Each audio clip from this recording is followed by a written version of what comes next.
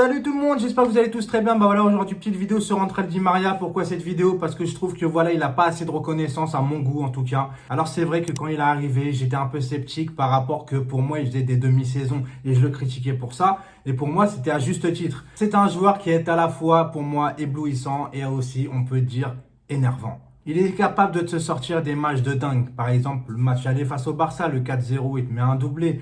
Le match face au Real cette année, où il te met aussi un doublé. Mais, j'ai encore en tête, vraiment, j'ai encore en tête ce moment au Barça où il doit la donner à Cavani, où il la donne pas, où il tire à côté et puis il se fait faucher derrière par Mascherano, où on aurait dû avoir un penalty, mais ça, bon, on va pas reparler de ce match.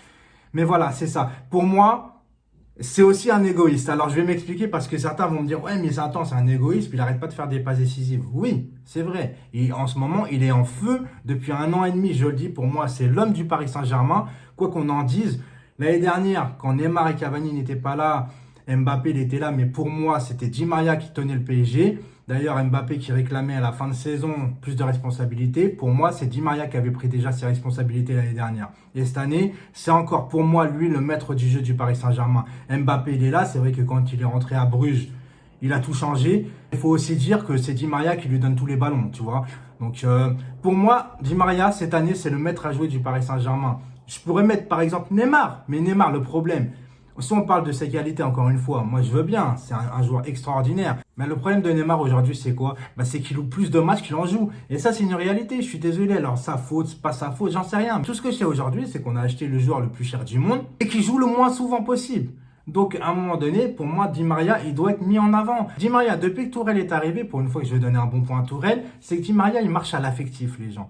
Il a besoin d'amour, il a besoin qu'on le sente aimé. Il y a des joueurs, par contre, il faut leur donner un coup de pied au cul, il faut les piquer pour qu'ils se ressaisissent, tu vois. Et le problème de Tourelle, je mets juste une petite parenthèse là-dessus, c'est que Tourelle, il joue à l'affectif avec tout le monde. Et ça marche pas. Il y a des joueurs, tu dois pas jouer l'affectif avec eux parce que sinon, ils te marchent dessus. Bref, ça, on n'est pas là pour parler de Tourelle.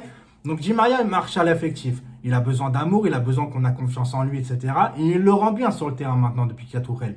Par contre, moi, je trouve qu'il serait encore beaucoup plus performant vu qu'il joue à l'affectif, c'est les supporters lui donner un peu plus d'amour que ça. Parce que moi, je veux bien Cavani, tu vois. Cavani ceci, Cavani cela, Cavani c'est le record. Il n'y a pas de problème, les mecs. Comme je dis, on aime tous Cavani. Mais à un moment donné, mettez aussi en valeur ceux qui sont performants en ce moment, tu vois. Di Maria, à un moment donné, comme je dis, il est arrivé en 2015, il m'agaçait par rapport que, voilà, il faisait que des demi-saisons, ça me saoulait, il choisissait ses matchs. À un moment donné, il n'avait pas de concurrence, le mec, il était sur un transat. On fait venir Draxler, d'un seul coup, il s'est remis à jouer. C'est ce que j'aimais pas chez Di Maria, tu vois. C'est ce côté de je choisis mes matchs, j'en fous pas une parce que j'ai pas de concurrence et tout. Et quand je me sens en danger, je m'y mets. Là, le mec, il se sent même pas en danger. Il est titulaire et il sait qu'il le restera, mais pourtant, il est performant. Il se donne sur le terrain. Il se donne. Et ça, moi, j'apprécie maintenant. J'apprécie ce changement de Di Maria. Et pour moi, je le répète encore une fois, je fais cette vidéo parce que je trouve qu'il est en manque de reconnaissance au niveau du public. C'est mon ressenti, en tout cas. Di Maria est arrivé en 2015, d'ailleurs, parce que ça s'est pas bien passé à Manchester. D'ailleurs, j'ai pas compris pourquoi Di Maria est parti en Angleterre, parce que Di Maria, il a deux défauts. Le premier, déjà, c'est qu'il a qu'un pied gauche, mais ça dérange pas l'Angleterre. Mais un pied gauche, pourquoi? Parce que le pied droit, il se sert juste à être équilibré sur le terrain, tu vois. C'est genre pour tenir debout. Le reste, son pied droit, il sert à rien d'autre, de toute façon. Mais le deuxième truc, c'est que Di Maria, on le sait très bien, moi je le vois sur le terrain, c'est qu'il n'ose pas aller au combat, il n'ose pas aller au contact, et ça c'est parce qu'il est fin, il sait peut-être qu'il est fragile, et tu vois, des fois il hésite comme ça.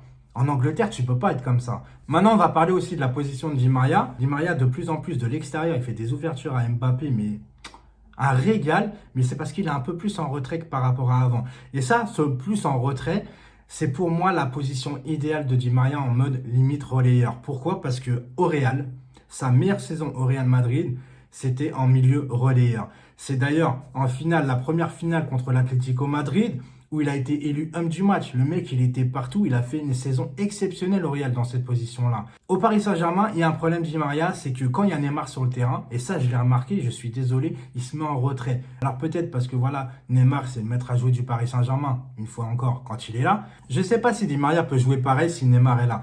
Parce que peut-être qu'il a ce réflexe, tu vois, de quand il a le ballon, le réflexe automatique de la passer à Neymar. Parce que à chaque fois, Di Maria, tu vois, au Real, il avait Ronaldo, il avait Gareth Bale, il était à ses services, mais en même temps, il était performant.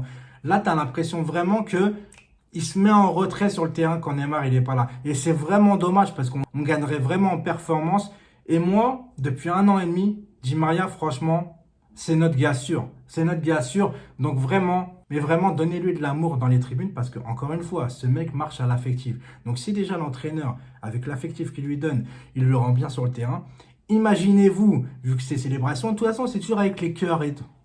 Imagine, je fais ça. Un cœur, ça, c'est un cœur, ça. Bon, bref. Parce qu'en plus, Di Maria, en dehors du terrain, c'est un mec tranquille. En Angleterre, il n'était pas dans les tabloïds anglais. Là, en France, il n'y a jamais un papier sur Di Maria, sur son hygiène de vie, sur ses sorties. Il est tranquille, le type. Il est tranquille. Donc vraiment, encore une fois, je me le répète, donnez-lui de l'amour dans les tribunes. Et vous verrez qu'on verra encore un Di Maria encore plus performant alors qu'il l'est déjà. C'était Sey Suicidity. Portez-vous bien. Ciao, ciao.